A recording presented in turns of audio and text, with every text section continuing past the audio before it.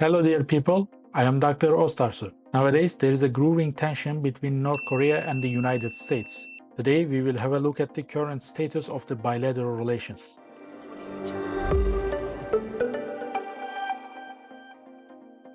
According to the North Korean state media, approximately 800,000 individuals have offered to participate in a conflict with the United States. The North Korean newspaper Rodong Sinmun made this specific announcement.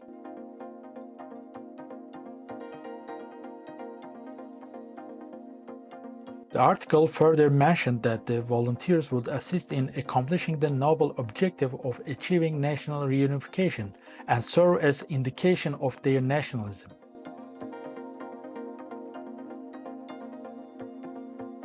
The announcement of North Korea's assertions remains suspicious. Nonetheless, NK News, a media organization based in the US that monitors events in North Korea, disclosed that photographs that accompanied the report depicted youths waiting to sign documents at theaters and construction sites. Under the laws of North Korea, all males are obliged to serve in the military for a minimum of 10 years. It is uncertain if the 800,000 individuals cited in the country's report includes any of these mandatory military servicemen. As per the report, the enlisted soldiers registered themselves against the imperialist United States and puppet traitors who seek to undermine North Korea's independence and ability to develop. The publication of the newspaper article occurred only 2 days after North Korea launched another ICBM. In recent months, North Korea's test firings have increased as tensions between the country and the American-South Korean alliance in the region have heightened. To counteract North Korea's escalating threats, the US and South Korea conducted 11 days of joint exercises known as Freedom Shield 23 on a focus that hasn't been witnessed since 2017. Additionally, North Korea's recent missile launch transpired only a few hours before South Korean President Yoon Suk-yeol's trip to Japan to meet with Prime Minister Fumio Kishida for a summit in which they intended to emphasize their strong diplomatic connections. North Korea has fired a short-range ballistic missile into the sea, escalating its testing in response to the continuing military exercises conducted by the United States and South Korea, which the country perceives as a dress rehearsal for an invasion.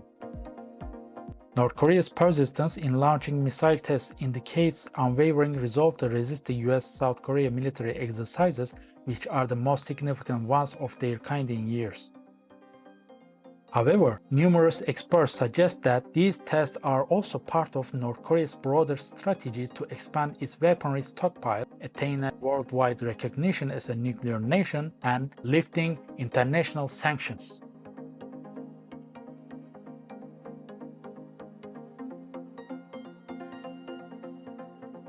As per evaluations made by South Korea and Japan, the missile was fired from North Korea's northwestern region of Tongchang-ni and crossed the country's airspace before plunging into the waters of eastern coast. The missile's range was roughly 800 kilometers, showing that it could potentially target and bomb South Korea. The primary nuclear negotiators from the United States, Japan, and South Korea conversed over the phone to discuss the recent missile launch by North Korea.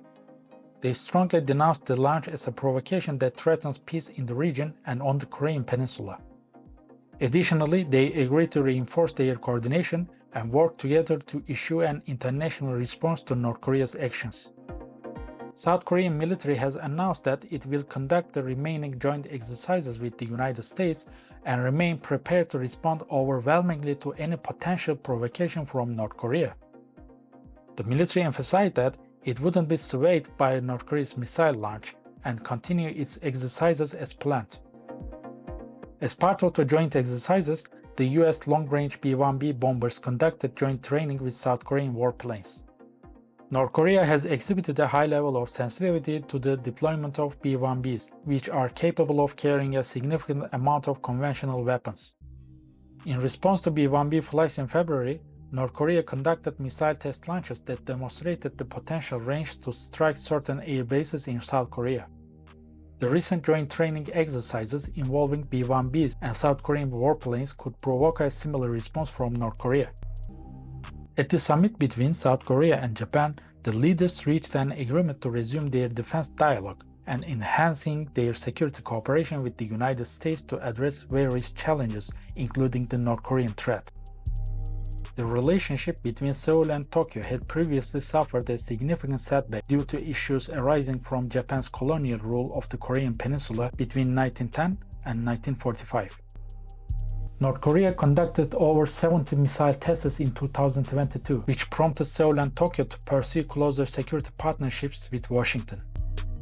The United States also seeks to reinforce its alliances in Asia to effectively address the threats posed by China's ascent and North Korea's nuclear program. Missile capabilities of North Korea have put Japan in a weak position as the country is within striking range.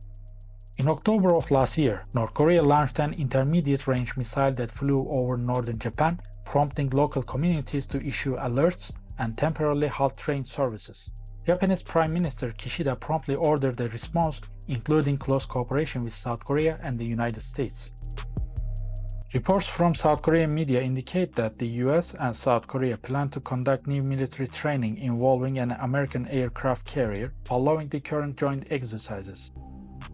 This could indicate that tensions on the Korean Peninsula are likely to persist for several more weeks, with North Korea potentially launching additional weapons tests in response. And this is time to share your opinions. Don't forget to leave your comments.